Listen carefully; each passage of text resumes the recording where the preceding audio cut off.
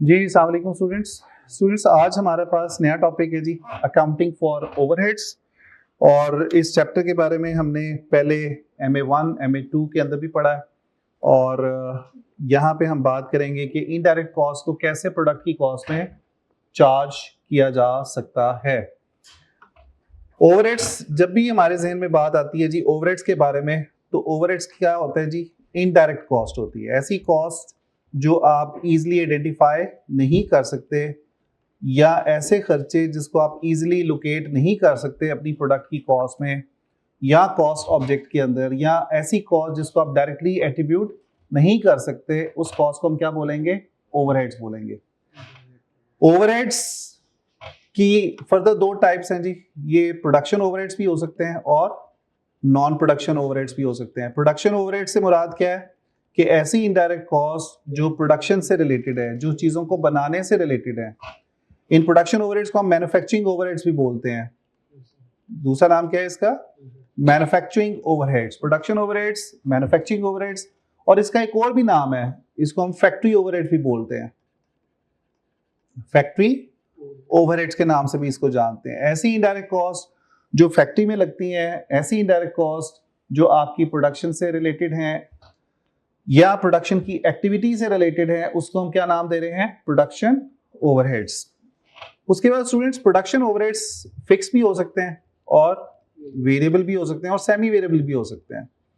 Fixed overheads जो production से related है वो कौन से हो सकते हैं? लाइक सैलरीज, सिक्योरिटी गार्ड है फैक्ट्री। इसी तरह सुपरवाइजर सैलरीज हैं, सुपरवाइजर की वेजेस हैं या सैलरीज हैं, वो कहाँ पे होती हैं जी? वो फैक्ट्री में होती है, इनडायरेक्ट कॉस्ट है। उसके बाद वेरिएबल भी हो सकते हैं, जैसे कि इनडायरेक्ट मटेरियल कॉस्ट है, इनडायरेक्ट लेबर कॉस्ट है। ऐसी इनडायरेक्ट कॉस्ट जो आपकी प्रोडक्शन के साथ चेंज होंगी, जो इंक्रीज करेंगी या डायरेक्टली प्रोपोर्शनेट होंगी प्रोडक्शन की एक्टिविटी के साथ, उसको हम क्या नाम दे रहे हैं? Variable production overheads. Then students, next category जो हमारी होती है ओवरहेड्स को लेके, वो होते हैं जी non production overheads. Non production overheads, ऐसी इनडायरेक्ट कॉस्ट जो प्रोडक्शन की नहीं है, ऐसी इनडायरेक्ट कॉस्ट जो आपकी प्रोडक्शन एक्टिविटी पे नहीं लगती, इसको हम क्या बोलेंगे नाम? Non production overheads. इसको हम नॉन मैन्युफैक्चरिंग ओवरहेड्स भी कहते हैं, इसको हम नॉन फैक्ट्री ओवरहेड्स भी बोलते हैं। तो नॉन प्रोडक्शन ओवरहेड्स में क्या क्या आ जाती हैं जी? लाइक एडमिन कॉस्ट, एडमिनिस्ट्रेशन की cost, like selling and distribution की कॉस्ट, इसी तरह फाइनेंस की कॉस्ट, ये सारी कॉस्ट हैं, इनडायरेक्ट कॉस्ट हैं। इसी तरह आपकी R&D की कॉस्ट है, ये सारी की सारी कॉस्ट आपकी इनडायरेक्ट कॉस्ट होती है, इसलिए हम इसको नाम क्या देते हैं? Non production overheads. ठीक है जी। तो ये थोड़ा सा ओवरव्यू हमने ले लिया कि इनडायरेक्ट कॉस्ट प्रोडक्शन से रिलेटेड भी हो सकती है और indirect cost non production related भी हो सकती है। उसके बाद जी नोट्स में हमारे पास लिखा हुआ है जी direct cost versus indirect cost. Direct cost की डेफिनेशन क्या कहती है? ऐसी कॉस्ट जो आप किसी जॉब से रिलेटेड या किसी प्रोसेस से रिलेटेड या किसी प्रोडक्ट से रिलेटेड इजीली आइडेंटिफाई कर सकते हैं, इजीली डिस्ट्रीब्यूट कर सकते हैं, इजीली एलोकेट कर सकते हैं, ऐसी कॉस्ट को हम क्या नाम देते हैं? डायरेक्ट कॉस्ट का नाम देते हैं।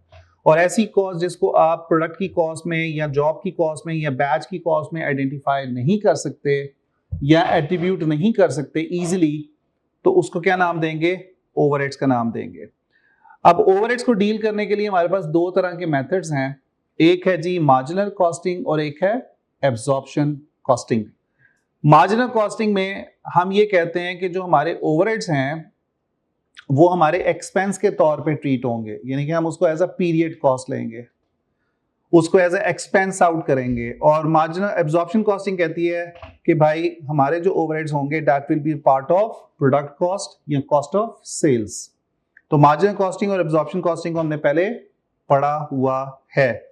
उसके बाद स्टूडेंट्स, अगर आपने एब्जॉर्प्शन कॉस्टिंग, यहाँ पे हमारी जो मेन डिस्कशन है वो एब्जॉर्प्शन कॉस्टिंग से हवाले से है, और एब्जॉर्प्शन कॉस्टिंग के हमारे पास डिफरेंट स्टेप्स होते हैं। पहला जो स्टेप है उसको क्या बोलते हैं? एलोकेशन। कि ओवरहेड्स को हमने जब एलोकेट करना है या डिस्ट्रीब्यूट करना है तो पहला स्टेप करेंगे एलोकेशन। एलोकेशन में हम क्या करते हैं? अपने प्रोडक्ट की कॉस्ट, अपने जो ओवरहेड्स हैं उसको डायरेक्टली चार्ज करते हैं, या जिसका जितना शेयर होता है हम उसको उतना गिव करते हैं। किसको देंगे जी? कॉस्ट सेंटर्स को देंगे। अभी कॉस्ट सेंटर की आगे जाके बात करेंगे। सेकेंड स्टेप होता है अपोर्शनमेंट का। अपोर्शनमेंट में हम क्या करते हैं कि ऐसे ओवरहेड जो कॉमन ओवरहेड्स होते हैं उनको हम डिस्ट्रीब्यूट करते हैं ऑन सम फेयर बेसिस। अब फेयर बेसिस कौन कौन सी हो सकती हैं, ये बेसिस नीचे दी हुई है।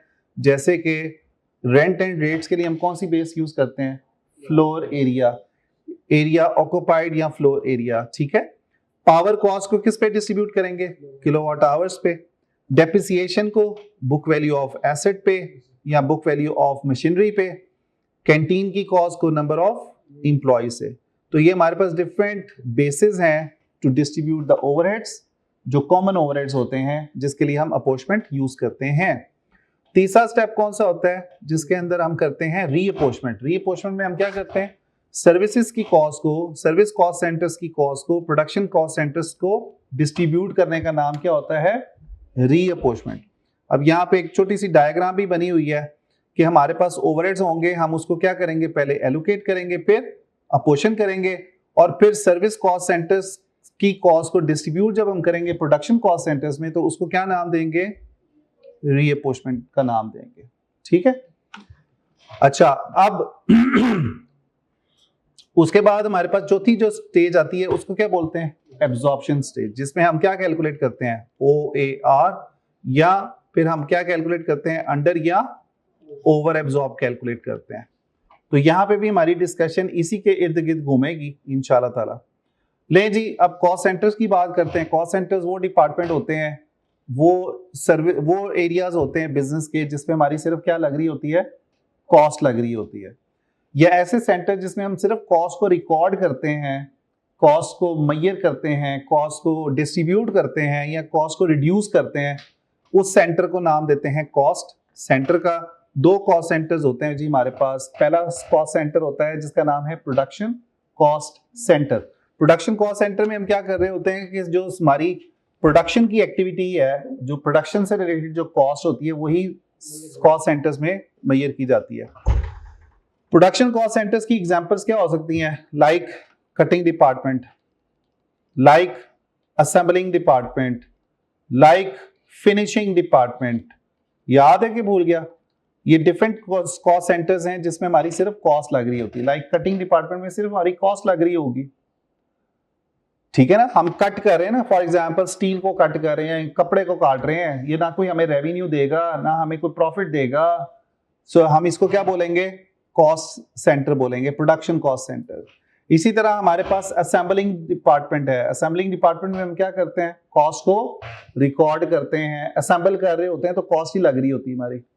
उसके बाद फिनिशिंग डिपार्टमेंट है। फिनिशिंग डिपार्टमेंट में हम चीजों को फिनिश कर रहे होते हैं, रेडी कर रहे होते हैं, रेडी टू डिस्पैच कर रहे होते हैं, फिनिशिंग कर रहे होते हैं क्योंकि डिफेक्ट तो नहीं रहेगा। इसको बोलेंगे finishing cost centre. Then we have the next center that is called as service cost centers. ऐसे डिपार्टमेंट जो सर्विसेज देते हैं बाकी डिपार्टमेंट्स को या प्रोडक्शन डिपार्टमेंट को, जिसके अंदर हमारे पास कैंटीन आ जाती है जी, कैंटीन की सर्विसेज हैं, फिर मेंटेनेंस हैं, इसी तरह पेरोल डिपार्टमेंट है जी, पेरोल की सर्विसेज हम दे रहे हैं, IT की सर्विसेज दे रहे हैं, ठीक है। अब ये ऐसे ओवरहेड्स होते हैं जो बाकी डिपार्टमेंट को भी क्या कर रहे होते हैं, सर्विसेज प्रोवाइड कर रहे होते हैं, यानी कि कॉमनली दे रहे होते हैं सर्विसेज। तो जब हम सर्विसेज की अपॉर्चमेंट करेंगे तो हम ये देखेंगे कि सर्विसेज कितना काम प्रोडक्शन वालों के लिए करती है। जितना काम आप ज्यादा करेंगे उतनी ही आपकी डिस्ट्रीब्यूशन ज्यादा होगी। ले स्टूडेंट्स, अब चूंकि हम बात रीअपोर्शमेंट की आखिरी स्टेज में कर रहे थे, स्टेप नंबर 3 के अंदर, तो हम दोबारा से जरा थोड़ी सी रीअपोर्शमेंट की बात कर लेते हैं। और हम ये कहते हैं कि जब हम रीअपोर्शमेंट करेंगे तो हमारे पास पहला मेथड होता है डायरेक्ट मेथड। इसको डायरेक्ट अप्रोच भी बोलते हैं, जिसपे हमें पता होता है कि किसका कितना शेयर है और उसको हम उतना शेयर डिस्ट्रीब्यूट कर देते हैं। फिर रेसिप्रोकल मेथड आ जाता है जी, जिसके अंदर हमारे आपस में भी डिपार्टमेंट एक दूसरे को सर्विसेज दे रहे होते हैं और प्रोडक्शन वालों को भी दे रहे होते हैं, सर्विस कॉस्ट सेंटर्स। यानी कि एक सर्विस कॉस्ट सेंटर 1 जो है सर्विस कॉस्ट सेंटर 2 को भी सर्विसेज दे रहा होता है, साथ प्रोडक्शन कॉस्ट सेंटर 1 को भी दे रहा होता है और प्रोडक्शन कॉस्ट सेंटर 2 को भी दे रहा होता है। यानी कि आपस में भी रेसिप्रोकली सर्विसेज का एक्सचेंज हो रहा होता है और साथ साथ आपकी जो सर्विसेज हैं आपस में भी एक सर्विस डिपार्टमेंट दूसरे को भी सर्विसेज प्रोवाइड कर रहा होता है। रेसिप्रोकल अरेंजमेंट इसको बोलते हैं। तो उसके अंदर डील करने के लिए हम क्या करते हैं, अपनी सर्विसेज की कॉस्ट को डिस्ट्रीब्यूट करते हैं on the production, and one method is known as equation method and the other one is known as repeated distribution method. Repeated distribution method में हम तब तक डिस्ट्रीब्यूट करते रहते हैं जब तक हमारी कॉस्ट जीरो नहीं हो जाती, और इक्वेशन मेथड में हम क्या करते हैं कि हम अपनी कॉस्ट को इक्वेशन के थ्रू सॉल्व करते हैं। ये हमारे लिए नई चीज होगी जो हमने पहले डिस्कस नहीं की, ठीक है जी। तो इसको अंडरस्टैंड करने के लिए स्टूडेंट्स हम चलते हैं जी सबसे पहले तो किताब के ऊपर, और किताब में देखते हैं कि हमारे पास जो बेसिक एग्जांपल है to understand about the step 1 allocation, apportionment and reapportionment, हम उसको कैसे हैंडल कर सकते हैं जी, ठीक है। तो किताब को ओपन करते हैं तीनों स्टेप्स के लिए। तो चैप्टर है जी हमारे पास chapter number 5 accounting for overhead जी।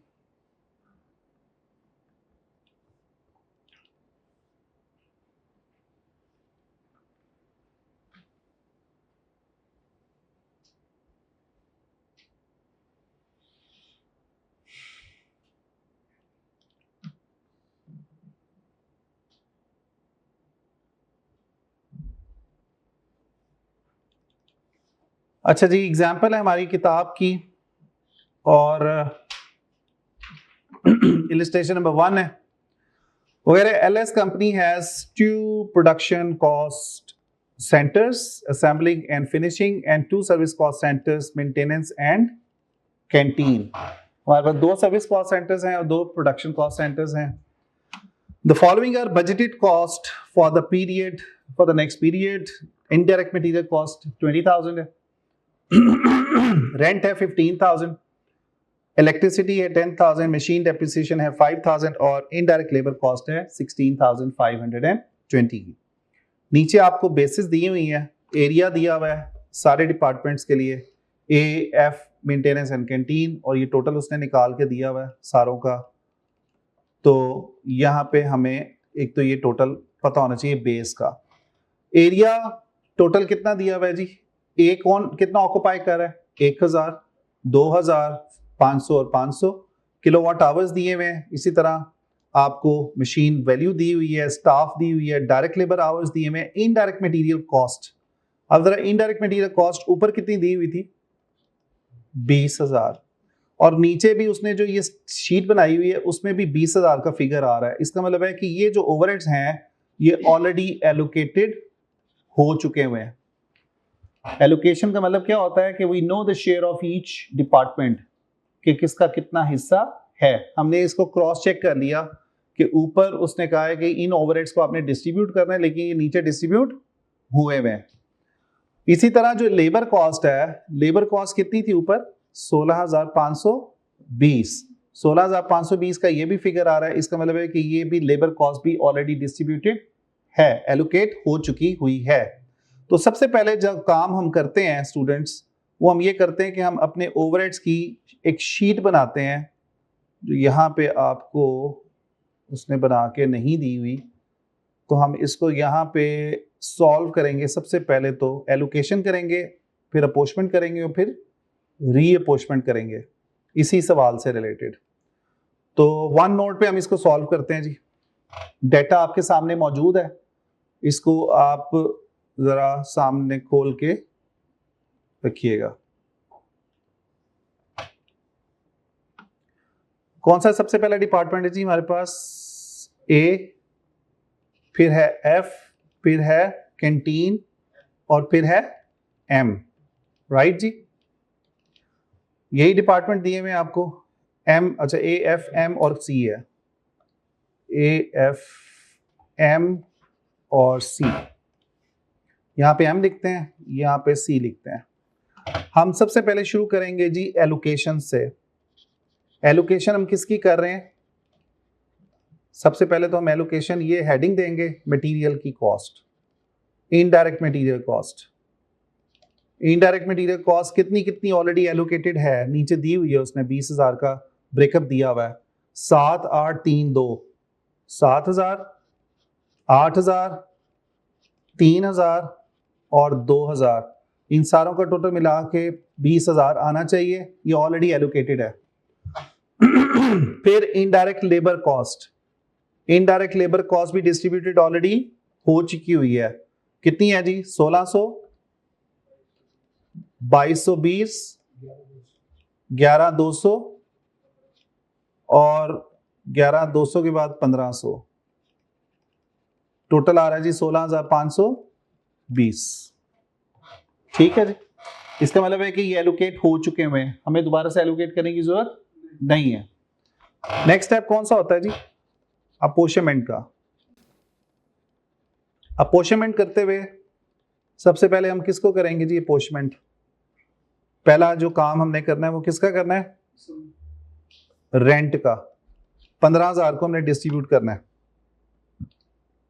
और 15,000 का जो बेस होगी वो क्या होगी? एरिया। तो करें जरा जल्दी से निकालें शेयर, आपने कैलकुलेट करके बताना है। 15,000 इंटू 1,000 ओवर 4,000। सो कैसे डिस्ट्रीब्यूट करेंगे? 15 1,000 ओवर कितना है जी? टोटल 4,000 है ना, तो आपका ए का हिस्सा निकल आएगा। जरा रेंट को डिस्ट्रीब्यूट करें एरिया के ऊपर, राइट? कितना आता है आंसर? 3750। कैलकुलेटर अपने हाथ में रखें, जल्दी जल्दी बताएं मुझे। 15,000 को डिस्ट्रीब्यूट करना है 15,000 इंटू 2,000 ओवर 4,000, एफ का हिस्सा निकल आएगा 7500 जी। आगे निकालें हिस्सा, एम का निकालें जरा, क्या आता है? 500, 500 डिवाइड बाय 4,000 इंटू 15,000 जी 1835, 1875 और ये भी 1875, दोनों का सेम आता है। तो ये टोटल कितना आना चाहिए? 15,000। टैली करें, यही आता है जी, 15,000 ही आता है। कंफर्म? इसका मतलब है कि हमने सही डिस्ट्रीब्यूट किया। उसके बाद कौन सा खर्चा आएगा जी? इलेक्ट्रिसिटी का। इलेक्ट्रिसिटी की बेस क्या होती है? Kilowatt hours. किलोवाट आवर्स के ऊपर बेस करके अगर डिस्ट्रीब्यूट करें, कितना खर्चा है? 10,000 का। 10,000 और किलोवाट आवर्स हैं जी 2750 और टोटल है 10,000। सो 10,000 डिवाइड बाय 10,000 मल्टीप्लाई बाय 2750, तो सेम आएगा आंसर, 2750 ही आएगा। डॉलर्स में आ जाएगा ना। उसके बाद क्या आएगा जी? 4500। उसके बाद 1975 और उसके बाद नेक्स्ट क्या आएगा? 775। The total should be equal to $10,000, right? Clear होगी बात? आप कौन सा खर्चा रह गया जी? Machine depreciation. मशीन डेप्रिसिएशन की क्या होगी? Base machine value. तो कितनी है जी मशीन डेप्रिसिएशन? 5,000 है। 5,000 इंटू 45 ओवर 100 करें। मशीन डेप्रिसिएशन, मशीन की जो डेप्रिसिएशन है ये बुक वैल्यू ऑफ एसेट पे होगी। तो कैसे निकालें जरा बताएं मुझे।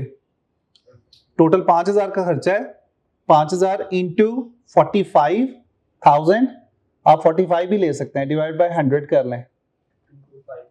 2250, 2250। जल्दी जल्दी बताएं अगला क्या आएगा? 5,000 इंटू 30 ओवर 35 ओवर 100, 1750। आगे जल्दी 550, 550 और उसके बाद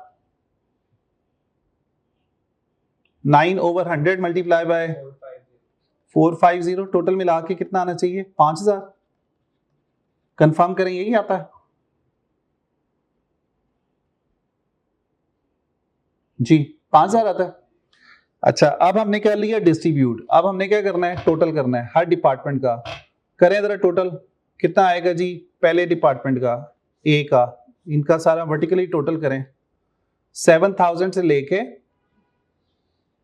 यहां से लेके यहां तक सारों का टोटल करें और मुझे बताएं ये आएंगे टोटल एलोकेटेड एंड अपोर्शन्ड ओवरहेड्स जी। ए का क्या आता है? 17,350। यही है। 17,350।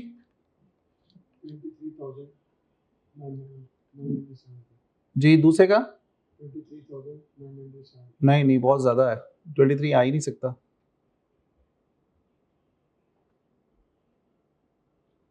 ज्यादा नहीं है, हाँ इतना ही आएगा, सॉरी तकरीबन 23,000 के करीब ही आएगा। बताएं मुझे 23,970। प्लीज सारे कंफर्म करें, यही आता है टोटल करके। अब ऐसा आप कैलकुलेटर की तरह यही है, ये बताओ जरा। 18,600 पूरा, और ये 6,600, $6,600। ठीक है, ये अब हमारे पास निकल आया जी खर्चा। ये हमने क्या किया, एलोकेशन भी कर ली और अपोर्शन भी कर ली। ले जी, अब हमारे पास चीज चलने लगी है रीअपोर्शमेंट। रीअपोर्शमेंट हमने करना है, और यही शीट हमारे पास बन गई हुई है ना, ये देखें यही बनी है ना सारी की 7,000, ये हमने सारा कैलकुलेट किया हुआ। अब वो कह रहे रीअपोर्शमेंट करो, और रीअपोर्शमेंट हमने करनी है इस कॉस्ट की। तो सबसे पहले तो हमने कैंटीन की कॉस्ट को डिस्ट्रीब्यूट करना है, और फिर उसके बाद हमने मेंटेनेंस को डिस्ट्रीब्यूट करना है। ठीक है, कैंटीन को कैसे डिस्ट्रीब्यूट करेंगे, वो ये कह रहा है कि नंबर ऑफ एम्प्लॉइज की बेस पे कैंटीन की कॉस्ट को डिस्ट्रीब्यूट करो। तो सबसे पहले तो आप मुझे बताएं टोटल क्या आता है कैंटीन का। कैंटीन की अमाउंट कितनी टोटल आ रही, कितने एम्प्लॉइज हैं, 14, 18, 32, 62, राइट। अच्छा, अब हम क्या करेंगे, रीअपोर्शमेंट ऑफ कैंटीन करेंगे। कैंटीन की कॉस्ट को डिस्ट्रीब्यूट करना है, 6,600 को डिस्ट्रीब्यूट करना है, यही है ना कैंटीन। याद है कि भूल गया भाई, आवाज नहीं आ रही। 6,600 को डिस्ट्रीब्यूट करना है। अब हम इसके अपने इंप्लॉइज नहीं लेंगे, ये जो दो हैं, क्योंकि ये इसको अपना शेयर मिल रहा है। तो टोटल इंप्लॉइज कितने हुए, 62 में से 2 माइनस कर दें 60, तो क्या रेशो बनेगी, 18/60। 18 लोग खाना खाते हैं कैंटीन से out of the total of 60। तो क्या आएगा आंसर, हमने 1600 को डिवाइड 6600 को, तो कितने लोग खाना खा रहे हैं, ए के लोग कितना खा रहे हैं, 18। 18/60 कितना हो गया जी, 1980। ये कॉस्ट चली जाएगी किसको, ए को। अब निकालें जरा एफ का शेयर, 6600 इंटू 30/60, 3300, और इसको कितना जाएगा मेंटेनेंस को, 12/60 इंटू 6600, हाउ मच, 1320, राइट जी। अब ये कैंटीन होगी 0, कैंटीन की कॉस्ट होगी 0, राइट। अब बाकी हिस्सा किसका निकलता है, इन दोनों को ऐड करें, मेंटेनेंस को डिस्ट्रीब्यूट करना है, 18,600 जमा 1320, 920। अब हमने इसको डिस्ट्रीब्यूट करना है। वो क्या कह रहा है, वो ये कह रहा है कि जो काम आपकी मेंटेनेंस है 60% काम वो किसके लिए करता है, असेंबलिंग के लिए, और 40% फिनिशिंग के लिए। तो इसका अब रीअपोर्शमेंट जब हम करेंगे, रीअपोर्शमेंट ऑफ मेंटेनेंस करेंगे, तो 60% ऑफ 1920 कितना बनता है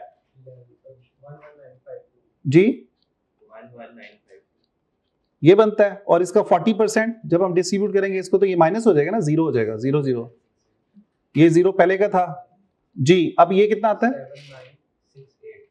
7968, यही आता है।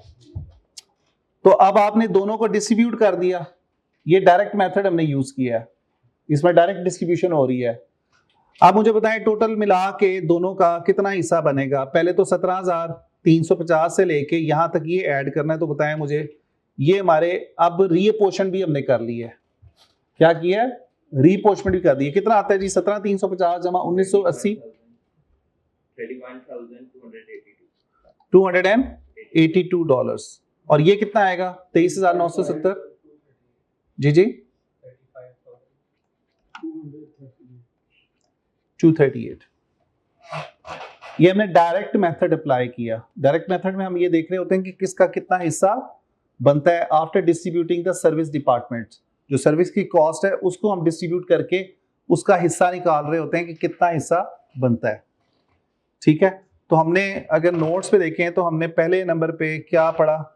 हमने पहले नंबर पे देखा कि ओवरहेड्स को डिस्ट्रीब्यूट करने के लिए एलोकेशन करते हैं, फिर उसके बाद अपोर्शमेंट होती है, अपोर्शमेंट के बाद हम क्या करते हैं?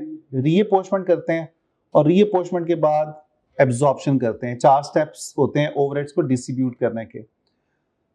उसके बाद अब हम बात करने लगे हैं जी रेसिप्रोकल मेथड की। स्टेप नंबर हमने जो ये पहले किया है, ये जो डायरेक्ट मेथड है इसको हमने कर लिया है। अब हम जाने लगे हैं इस इक्वेशन के मेथड के ऊपर और रिपीटेड डिस्ट्रीब्यूशन के मेथड के ऊपर। तो डाटा लिख देते हैं जी। आप लोगों ने मुझे ये वाला डाटा बताना है, इसने हमने इसी डाटा को आगे लेके चलते रहना है। ठीक है, तो ये फिगर आप मुझे बता देंगे? तस्वीर ले लें इसकी, मुझे बताते जाइएगा। ठीक है, नेक्स्ट है जी, मैं वो इसी डाटा को नीचे कॉपी कर रहा हूं। कौन सा डिपार्टमेंट पहले है? A, F, maintenance and canteen, right. पहले नंबर पे हमारे पास एलोकेटेड और अपोर्शन्ड ओवरहेड्स कितने थे जी? जी पहले नंबर पे क्या फिगर आती? 17,350। उसके बाद 23,970 और 6,600। ठीक है, अब स्टूडेंट्स आपने ध्यान से समझना है कि अब हम बात करने लगे हैं रेसिप्रोकल मेथड की। रेसिप्रोकल मेथड में आगे हमारे पास 2 तरह के मेथड्स आ जाते हैं। एक कहलाता है रिपीटेड डिस्ट्रीब्यूशन मेथड और एक कहलाता है इक्वेशन मेथड। पेपर में हमने कौन सा मेथड यूज करना है? Equation method. अच्छा जी, अब वो ये कहता है जब आप रीअपोर्शन करेंगे, सॉरी कैंटीन की बजाय हम करेंगे इसको मेंटेनेंस। अगर हम मेंटेनेंस को डिस्ट्रीब्यूट करते हैं, यानी कि अगर हम इसको डिस्ट्रीब्यूट कर रहे हैं 18,600 को, तो ये कहता है कि ये 60% काम करता है ए के लिए, 20% काम करता है एफ के लिए और 20% काम करता है सी के लिए। रीअपोर्शमेंट में हम देखते हैं कि किसने कितना काम किया किसी और के लिए। चूंकि ये सर्विसेज प्रोवाइड कर रहे हैं ना, सर्विस डिपार्टमेंट है, तो सर्विस डिपार्टमेंट की हम ये देखेंगे कि क्या लेवल ऑफ सर्विसेज दे रहे हैं, कितना काम किसी और के लिए करते हैं। अगर मेंटेनेंस 60% काम करता है किसके लिए? ए के लिए, तो 60% of its cost should be distributed to the A. समझ आ रही बात? ये हम सर्विसेज चूंकि प्रोवाइड कर रहे हैं, जितना सा काम आप करेंगे उतना ही आप चार्ज करेंगे, राइट। तो हम 60% काम उसके लिए कर रहे हैं। अच्छा, अब वो कहता है रीअपोर्शमेंट अगर आप कर रहे हैं कैंटीन के लिए, तो कैंटीन को आप डिस्ट्रीब्यूट कर रहे हैं, वो कहता है जी 50% आप इसको देंगे, 25% आप एफ को देंगे और 25% शेयर किसको देंगे? एम को। तो 100% हो जाएगा ना काम। यानी कि out of the total 100%, how much the work you do for the A? 50% of your services. आप 50% अपनी सर्विसेज किसको देते हो? ए को। 25% सर्विसेज किसको देते हो? एफ को। 25% सर्विसेज किसको देते हो? एम को। ठीक है, अब हम सबसे पहले तो देखें एक मेथड हम देखते हैं जिसको बोलते हैं repeated distribution method. Repeated distribution method का मतलब ये होता है कि हम तब तक डिस्ट्रीब्यूट करते रहते हैं इन दोनों डिपार्टमेंट को, एम को और सी को, सर्विसेज डिपार्टमेंट है ना, तब तक जब तक हमारा आंसर 0 नहीं हो जाता। इसको बोलते हैं रिपीटेड डिस्ट्रीब्यूशन मेथड। हमारा अल्टीमेट गोल क्या होता है रीअपोर्शमेंट का? हमारा अल्टीमेट गोल ये होता है कि हमने अपनी सर्विसेज की कॉस्ट को पूरा डिस्ट्रीब्यूट किस पे करना है? ए पे और एफ पे। रीअपोर्शमेंट का मतलब ही ये होगा कि जब हम ए पे और एफ पे, यानी कि we want it to be 0 and 0, पूरा डिस्ट्रीब्यूट कर देना है हमने। ठीक है, पेपर में हमने रिपीटेड डिस्ट्रीब्यूशन मेथड को इस्तेमाल नहीं करना होता है, इसलिए कि ये बहुत टाइम कंज्यूमिंग है। टाइम कंज्यूमिंग कैसे है कि हम बार बार डिस्ट्रीब्यूट करते रहेंगे आंसर जब तक 0 ना आ जाए। करके देख लेते हैं एक दफा। फिर हम थोड़ा सा आगे चलते हैं जी कि कैसे ये होगा। आपके सामने ये रेशोज आपने नोट कर ली है, नोट कर ली है जी सारों ने। 60 20 20 है और 50 25 25 है। तो सबसे पहले तो हम शुरू करेंगे जी, किसको डिस्ट्रीब्यूट करेंगे? First will distribute the maintenance को। मेंटेनेंस को डिस्ट्रीब्यूट करना है इसी रेशोज में।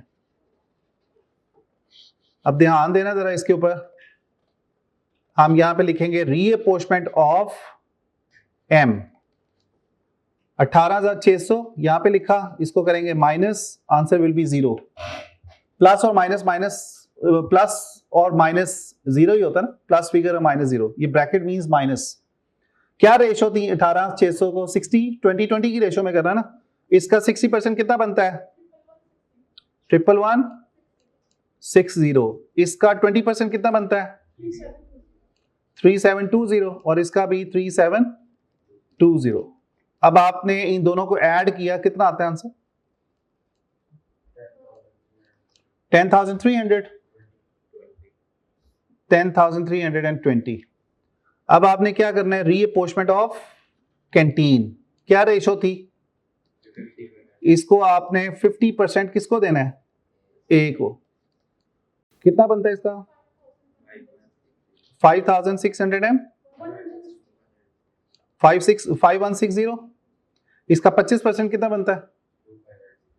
2580 और ये भी 2580 बनता है। अब देखो ये तो 0 हो गया, लेकिन पहले m 0 था, लेकिन फिर उसको उसका हिस्सा मिल गया, क्योंकि आपस में सर्विसेज एक्सचेंज हो रही हैं। नीचे कितना कैरी करेंगे? 2580। अब हम इसको दोबारा से डिस्ट्रीब्यूट करेंगे, रीअपोर्शमेंट करेंगे किसकी? m की। 2580 को डिस्ट्रीब्यूट करेंगे किस रेशो में? 60 20 20। इसका 60% कितना आता है जी? 1548। इसका 20% कितना बनता है? 516 और ये भी 516। ये 0 हो गया, अब दोबारा से उसको हिस्सा मिल गया 516। फिर दोबारा से शुरू कर देंगे। रीअपोर्शमेंट ऑफ कैंटीन, क्या रेशो थी इसकी? ये 516 को डिस्ट्रीब्यूट 50 25 25 में करना ना। 258, 25% 129 ही बनेगा। 129। अब आप गौर करेंगे फिगर्स भी थोड़ी होती जा रही हैं। अब हम दोबारा से मेंटेनेंस को डिस्ट्रीब्यूट करेंगे। रीअपोर्शमेंट ऑफ व्हाट? मेंटेनेंस। 129 को डिस्ट्रीब्यूट करेंगे, ये 0 हो गया। क्या रेशियो है? 60 20 20 77 पूरा लिख लें। आगे हाँ जी 26 और इसको 25 कर लें, 1 रुपया कम कर लें, फिर 25 आ गया। अब इसको डिस्ट्रीब्यूट करें। रीअपोर्शमेंट ऑफ सी 50% लेना है, इसका 50% लेना ना। इसको 13 कर लें, इसको क्या करेंगे? 6 और 6 कर लें, इसको 12 और 25 हो गया पूरा। ठीक है, ये 0 हो गया। 6 आगे क्या करेंगे? दोबारा से रीअपोर्शमेंट ऑफ एम, कितना डिस्ट्रीब्यूट करना है? 60%। 4 इसको चला गया, 1 इसको चला गया और 1 1 इसको दे दें, चलें पूरा हो गया। ये 0 0 हो गया। इसको फर्दर डिस्ट्रीब्यूट करेंगे तो 1 को तो नहीं ना आगे डिस्ट्रीब्यूट करेंगे। अब इसका करें टोटल, ऊपर से लेके नीचे तक क्या आता है आंसर? सारी फिगर्स को टोटल मारें, यहां से लेके यहां तक लगे रहो अब इसको करने के लिए।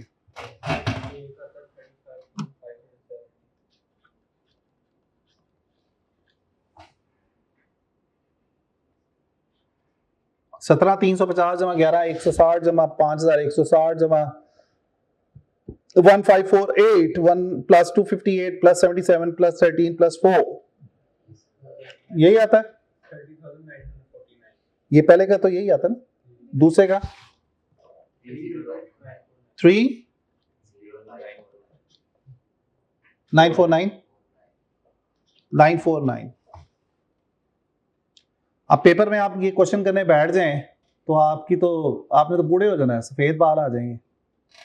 लंबा काम है ना, दोबारा से डिस्ट्रीब्यूट करते रहेंगे तो आपके लिए मसला है। ठीक है,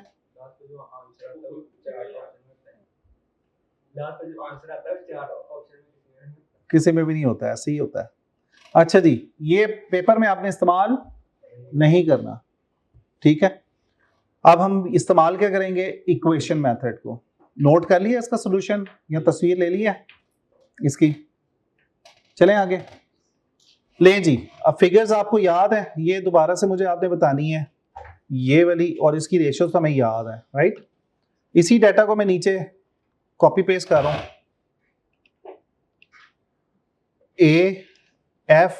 AFMC, ए की फिगर बताइएगा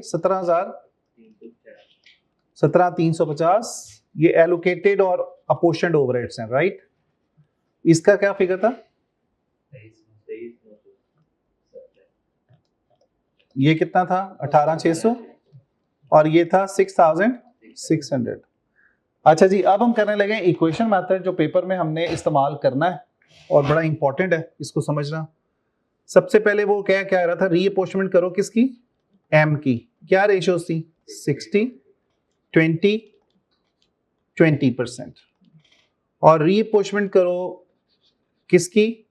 सी की 50%, 25% एंड 25%। ठीक है स्टूडेंट, सबसे पहला काम हम क्या करते हैं? सबसे पहला काम हम ये करेंगे कि जो सर्विस डिपार्टमेंट है ना, इसका हम बनाएंगे डब्बा, एक ऐसे सर्विस डिपार्टमेंट्स का, और इसका भी एक बनाएंगे डब्बा।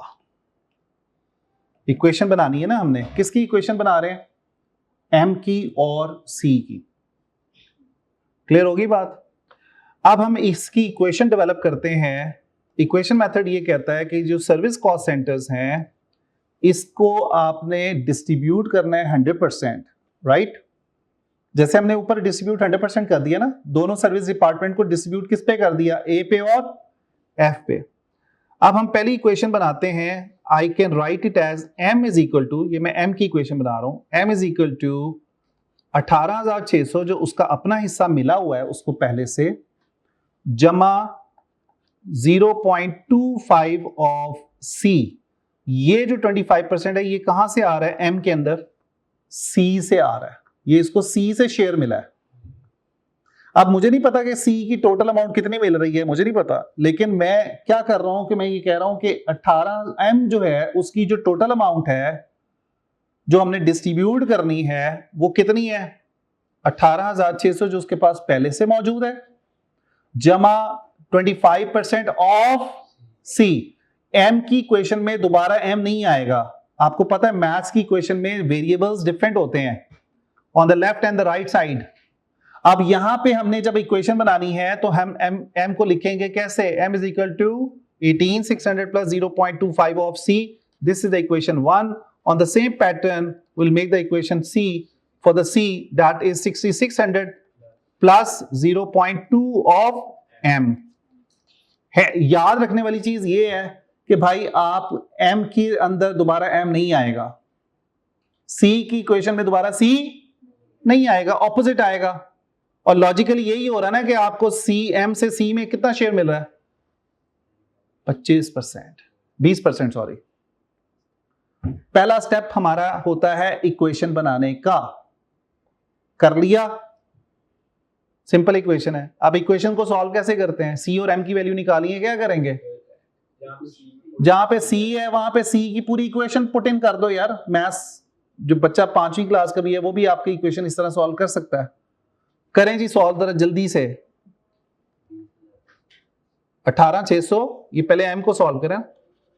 18,600 जमा 0.25 into 6,600 plus 0.2 of m, and there is no number with m, alphabet m, उसके साथ 1 होता है।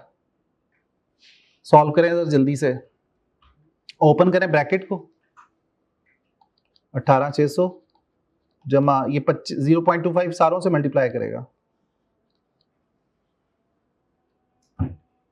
ये कितना आता है? 6600 इंटू 0.25 1650 जमा ये 0.25 इंटू 0.2 करें 0.05 m is equal to 1 m। ये 0.05 m है, उधर जाके क्या होगा? Minus 0.95 of m is equal to, इन दोनों को ऐड करेंगे कितना आता है? जगह चेंज कर रहा हूं ना मैं, अभी तो नहीं डिवाइड, पहले इन दोनों को ऐड करो, स्टेप बाय स्टेप करके दिखा रहा हूं ना आपको। 20,000 m का क्या आता है आंसर? 20,250 डिवाइड बाय 0.95 m की वैल्यू निकलेगी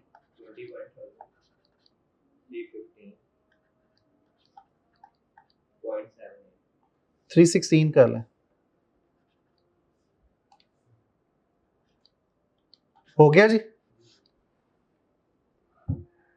अब जरा c की वैल्यू निकाल दो, c की इक्वेशन में डाल दो ये m की वैल्यू 6,600 प्लस 0.2 ऑफ 21316, बताएं c की वैल्यू क्या आती है?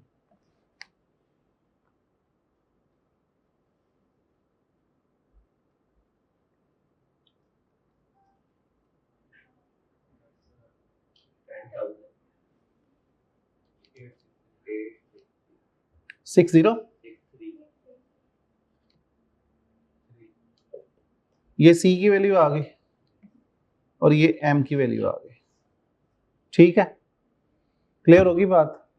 इक्वेशन सॉल्व हो गई, c और m की वैल्यू निकल आई। अब देखें पहले उसका अपना शेयर कितना था, अगर हम m की बात करें 18,600 और उसको दूसरे से मिलने के बाद टोटल कितना हो गया? 21,307। पहले c का अपना शेयर कितना था? 6,600 और उसको 20% मिलने के बाद शेयर कितना हो गया? 18,663। राइट जी, चलो आगे। कोई प्रॉब्लम यहां तक किसी बच्चे को? तेज तो नहीं चल रहा? तेज तो नहीं चल रहा भाई? लें, नेक्स्ट अब हम क्या करेंगे? अब हमने ये जो अमाउंट निकाली है ना इक्वेशन से, अब हम इसी को रेशियोज में डिस्ट्रीब्यूट करेंगे। ए एफ एम सी, दोबारा से मुझे अमाउंट बता दें प्लीज। 17,350, आगे 23,970। ये मैं बार बार इसलिए बताता हूँ, पूछता हूँ आपसे ताकि क्वेश्चन का ना सीक्वेंस रहे। ये कितना था? 18,600 और ये 6,600 था। अब हम रीअपोर्शमेंट करेंगे m की। कौन सी अमाउंट को डिस्ट्रीब्यूट करेंगे? जो हमने कैलकुलेट की है 21,000, ये डिस्ट्रीब्यूट करेंगे 21,316। अब ये बड़ी अमाउंट छोटी अमाउंट में से निकल रही है, छोटी अमाउंट में से बड़ी अमाउंट निकाल रहे हैं, तो साइन कौन सा आएगा जी? माइनस का। क्या आता है आंसर?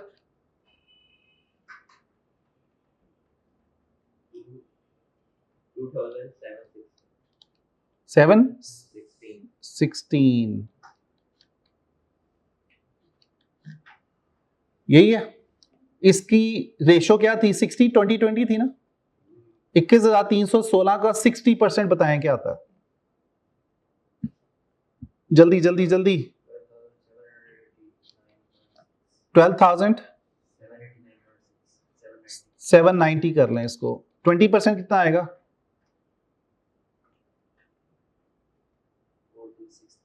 4263 और ये भी 4263 आएगा।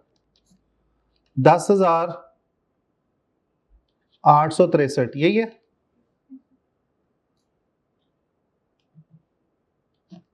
ये इसके बराबर आ गए।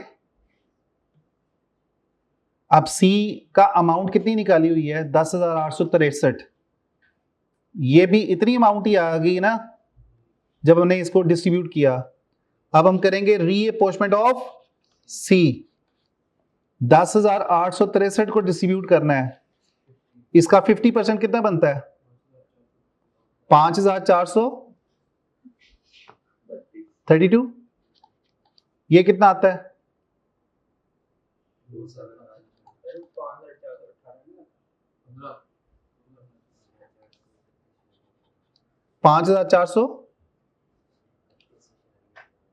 31,005 ये 27 और 63 है यार ये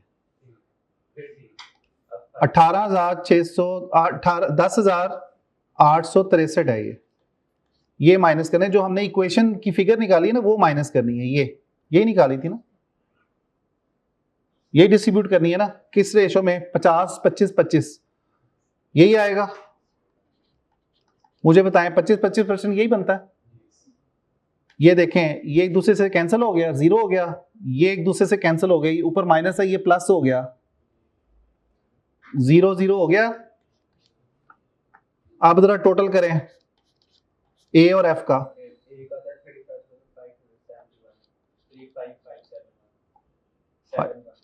और ये कितना आता है?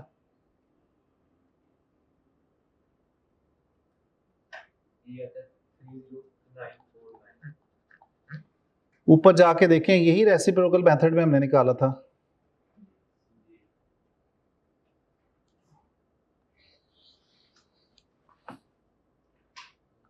यहां पे हमने इक्वेशन से सॉल्व किया, वहां पे हमने क्या किया था, डिस्ट्रीब्यूट करते करते गए। ठीक है, इंशाल्लाह होगी कल मुलाकात। अपना ख्याल रखिएगा, टाटा बाय बाय।